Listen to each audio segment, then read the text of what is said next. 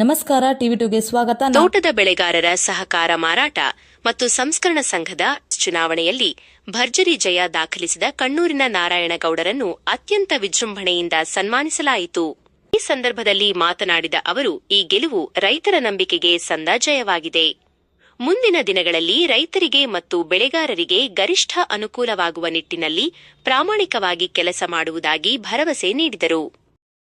ಸಮಸ್ಯೆ ಯಾವುದೇ ತರವಾಗದು ನಾರಾಯಣಗೌಡ ಮಂದಿ ಉದ್ಧಾರ ಮಾಡಿದಂತ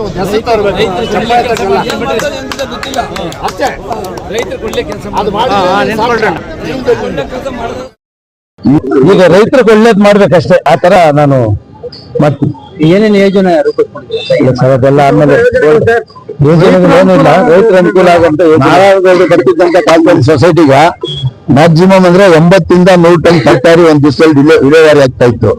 ರೈತರು ತಂದಾಗ್ತಾ ಇದ್ರು, ಇಲ್ಲಿಂದ ಮಾಡ್ತಾ ಇದ್ರು.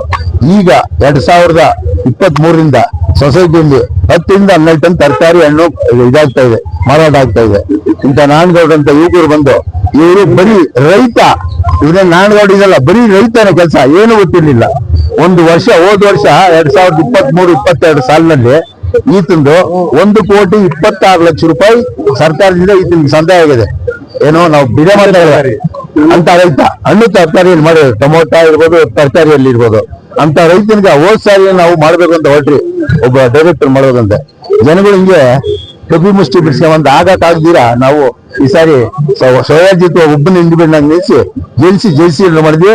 ನಾರಾಯಣಗೌಡ ಕೊಡ್ಬೇಕಾದಂತ ಕೊಡುಗೆ ರೈತರಿಗೆ ಏನ್ ಕೊಟ್ಟೆ ಅದನ್ನೆಲ್ಲ ಒಂದೊಂದು ಇದು ಕಾಣಿಕೆ ಅಂತ ಹೇಳಿದ್ರೆ ರೈತ ಇದ್ ಮಾಡ್ತಾರೆ. ಧನ್ಯವಾದಗಳು.